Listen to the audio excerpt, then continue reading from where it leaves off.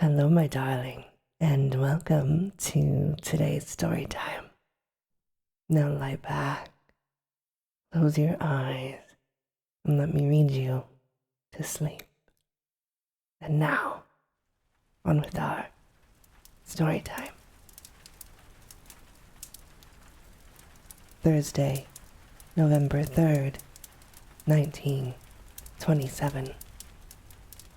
Dear Melmoth, so, you are busy delving into the shady past of that insufferable young Varius Avitus Bassianus.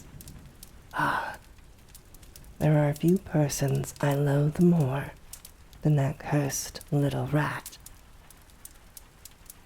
I have myself been carried back to Roman times by my recent perusal of James Rhodes' Aeneid, a translation never before read by me, and more faithful to P. Morrow than any other versified version I have ever seen, including that of my late uncle, Dr. Clark, which did not attain publication.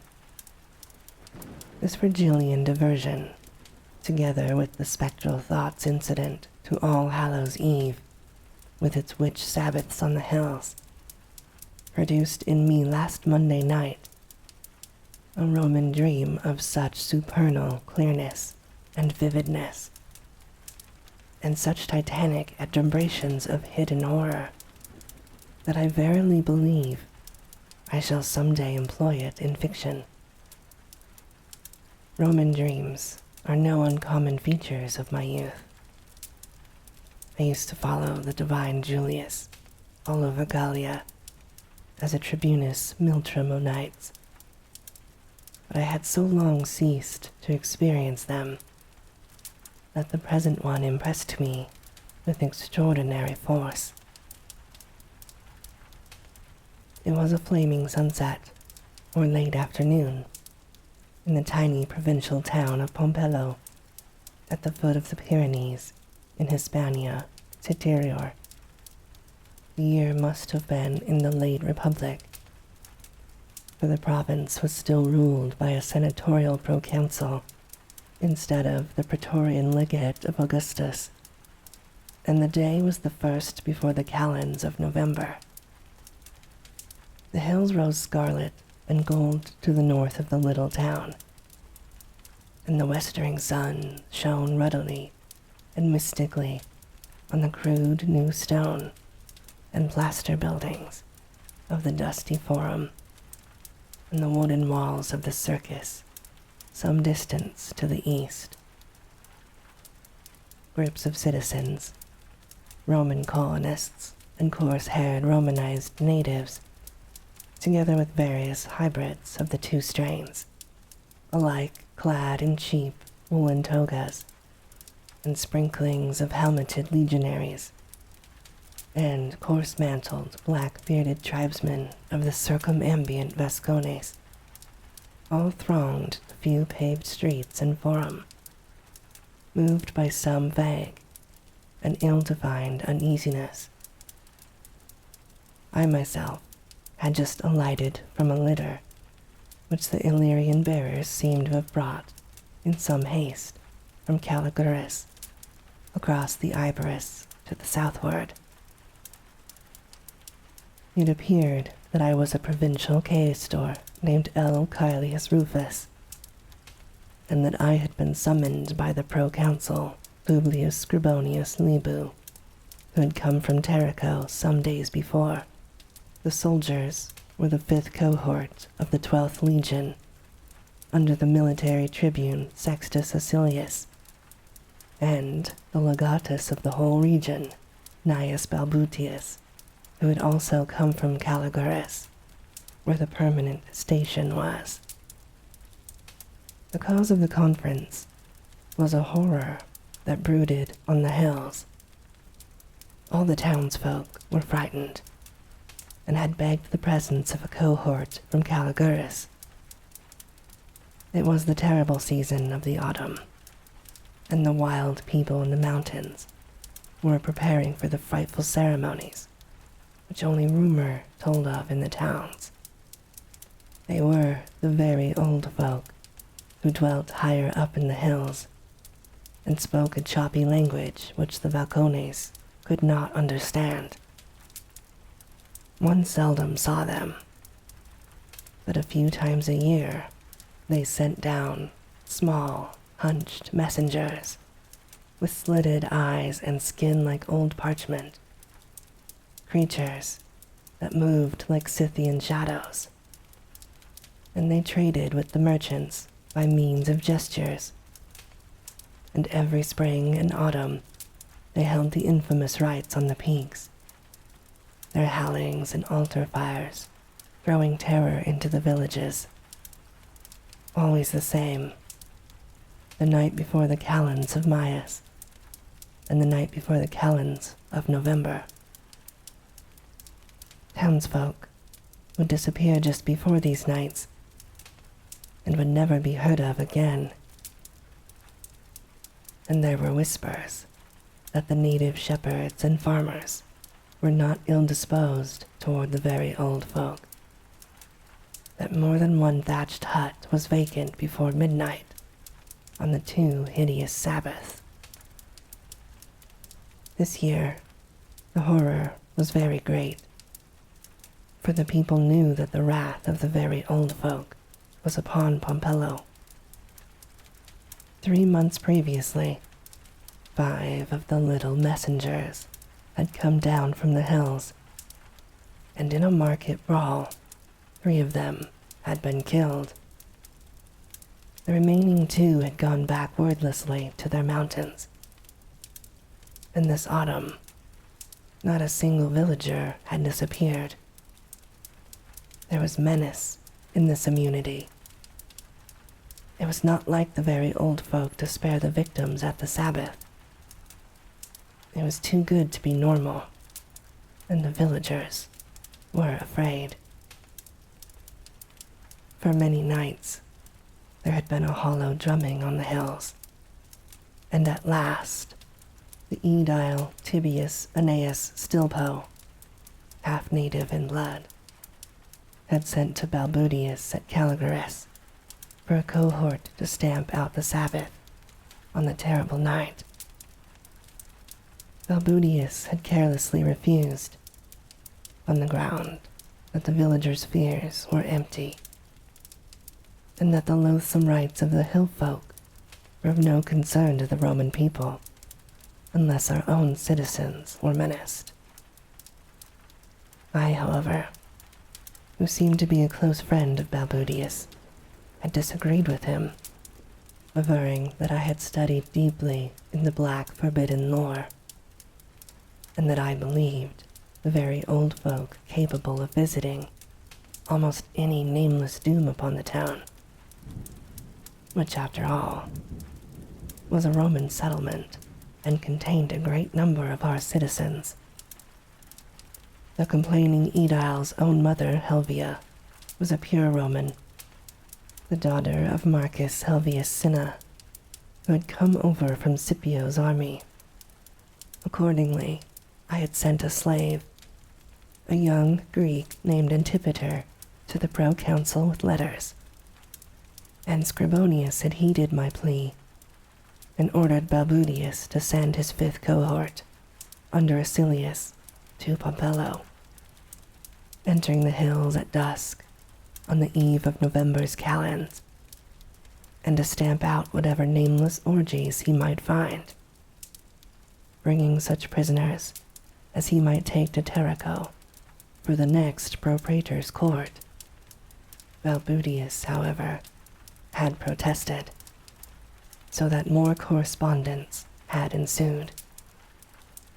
I had written so much to the proconsul that he had become gravely interested, and had resolved to make a personal inquiry into the horror. He had at length proceeded to Pompello with his lictors and attendants, there hearing enough rumors to be greatly impressed and disturbed, and stood firmly by his order for the Sabbath extirpation. Desirous of conferring with one who had studied the subject, he ordered me to accompany Acilius's cohort, and Balbudius had also come along to press his adverse advice, for he honestly believed that drastic military action would stir up a dangerous sentiment and unrest amongst the Vascones, both tribal and settled. So here we all were in the mystic sunset of the autumn hills, old Scribonius Lebo in his toga praetexta, the golden light glancing on his shiny bald head and wrinkled hawk face, Balbudius with his gleaming helmet and breastplate, blue-shaven lips compressed in conscientiously dogged opposition, young Acilius with his polished greaves and superior sneer, and the curious throng of townsfolk, legionaries, tribesmen, peasants, lictors, slaves, and attendants. I myself seemed to wear a common toga, and to have no specially distinguishing characteristic. And everywhere, horror brooded. The town and country folk scarcely dared speak aloud, and the men of Lebo's entourage, who had been there nearly a week, seemed to have caught something of the nameless dread. Old Scribonius himself looked very grave, and the sharp voices of us later comers seemed to hold something of curious inappropriateness, as in a place of death, or the temple of some mystic god. We entered the praetorium and held grave converse. Balbudius pressed his objections and was sustained by Acilius, who appeared to hold all the natives in extreme contempt, while at the same time deeming it inadvisable to excite them. Both soldiers maintained that we could better afford to antagonize the minority of colonists and civilized natives by inaction than to antagonize a probable majority of tribesmen and cottagers by stamping out the dread rites. I, on the other hand, renewed my demand for action and offered to accompany the cohort on any expedition it might undertake. I pointed out that the barbarous Vascones were at best turbulent and uncertain, so that skirmishes with them were inevitable sooner or later, whichever course we might take, that they had not in the past proved dangerous adversaries to our legions, and that it would ill become the representatives of the Roman people to suffer barbarians to interfere with a course which the justice and prestige of the Republic demanded.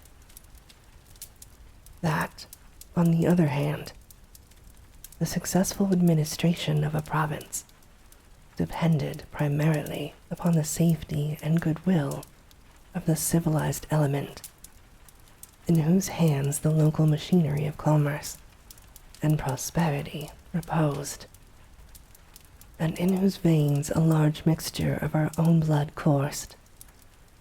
These, though in numbers they might form a minority, were the stable element whose constancy might be relied on, and whose cooperation would most firmly bind the province to the imperium of the Senate and the Roman people.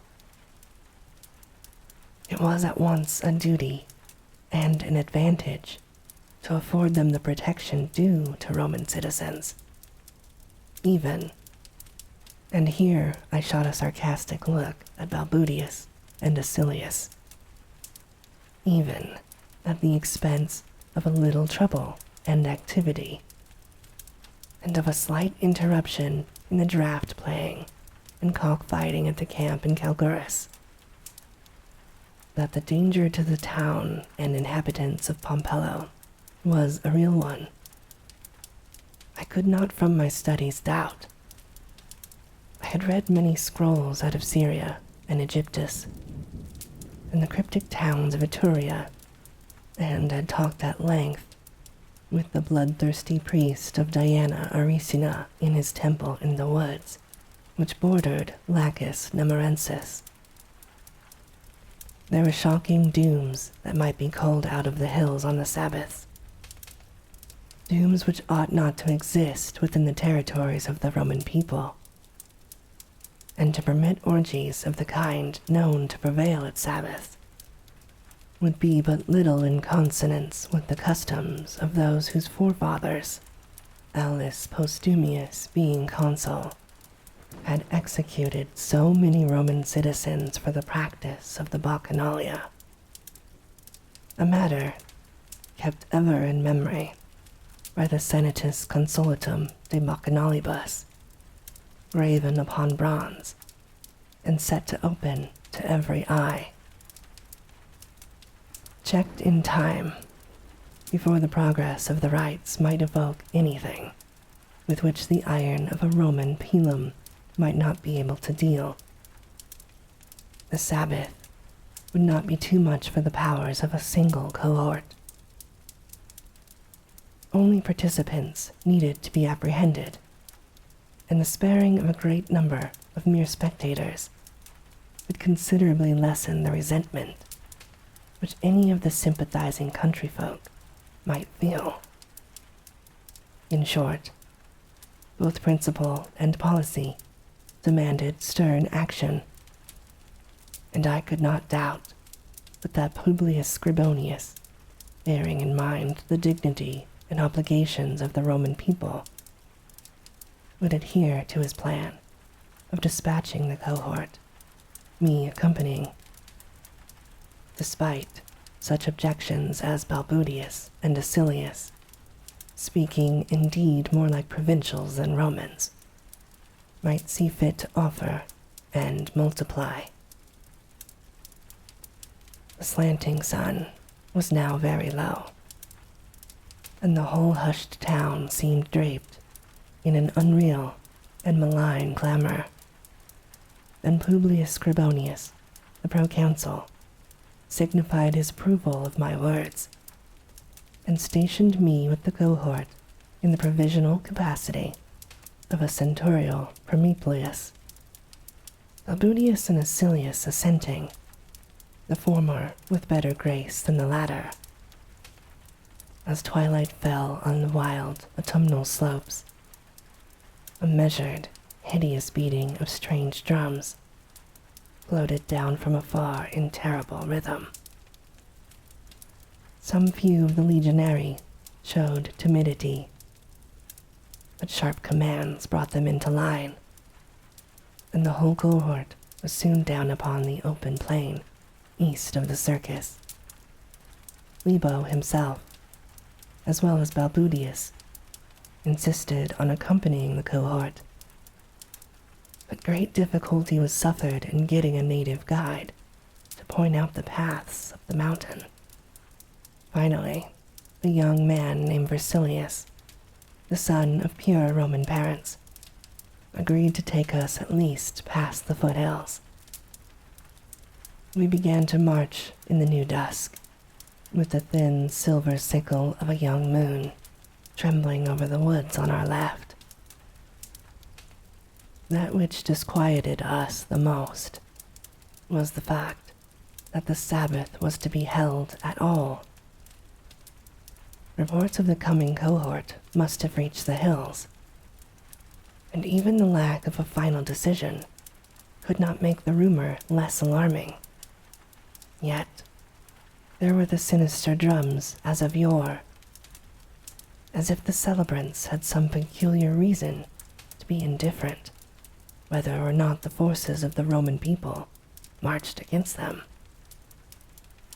The sound grew louder as we entered a rising gap in the hills, steep, wooded banks enclosing us narrowly on either side, and displaying curiously fantastic tree trunks. In the light of our bobbing torches, all were afoot, save Lebo, Balbunius, Basilius, 2 or 3 of the centurions, and myself.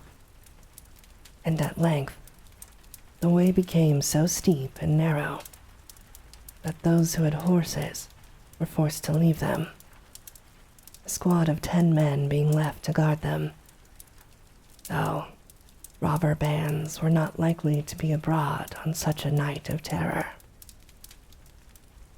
Once in a while, it seemed as though we detected a skulking form in the woods nearby, and after a half-hour's climb, the steepness and narrowness of the way made the advance of so great a body of men, over 300, all told, exceedingly cumbrous and difficult.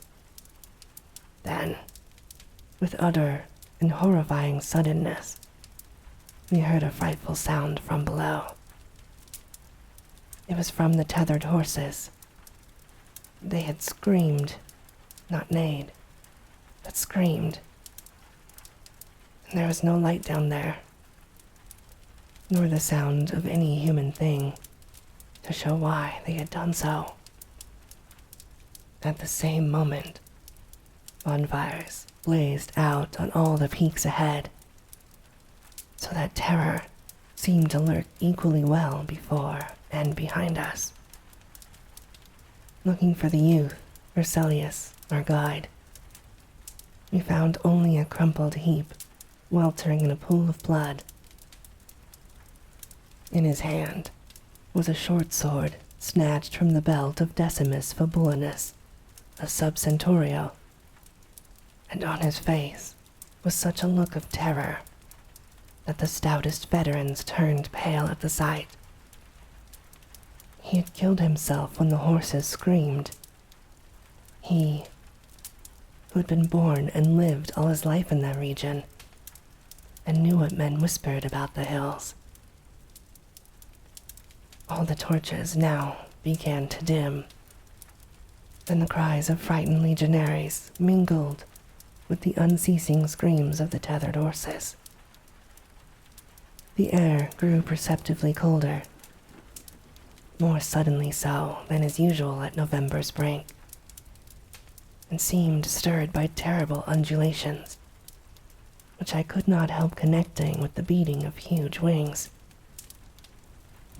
The whole cohort now remained at a standstill, and as the torches faded, I watched what I thought were fantastic shadows outlined in the sky by the spectral luminosity of the Via Lactea as it flowed through Perseus, Cassiopeia, Cephas, and Cygnus. Then, suddenly, all the stars were blotted from the sky, even bright Deneb and Vega ahead, and the lone Altair and Fomalhaut behind us. And as the torches died out together, there remained above the stricken and shrieking cohort only the noxious and horrible altar flames on those towering peaks, hellish and red. And then, silhouetting the mad, leaping and colossal forms of such nameless beasts as had never a Figian priest or companion grandam whispered in the wildest of furtive tales. And above the nighted screaming of men and horses, that demonic drumming rose to a louder pitch, whilst an ice-cold wind of shocking sentience and deliberateness swept down from those forbidden heights and coiled about each man separately, till all the cohort was struggling and screaming in the dark, as if acting out the fate of Laocoon and his sons. Only old Scribonius Lebo seemed resigned. He uttered words amidst the screaming, and they still echo in my ears. Malicia vetus est, Bennett, tandem, Bennett. And then I waked. It was the most vivid dream in years, drawing upon wells of the subconscious, long untouched and forgotten. Of the fate of that cohort, no record exists. But the town, at least, was saved, for encyclopedias tell of the survival of Pompello to this day, under the modern Spanish name of Pampelona. Yours, for Gothic supremacy, Gaius Julius Verus Maximinus. And this, my darling, ends our story time for today. As always, I hope that you have very sweet and creepy dreams.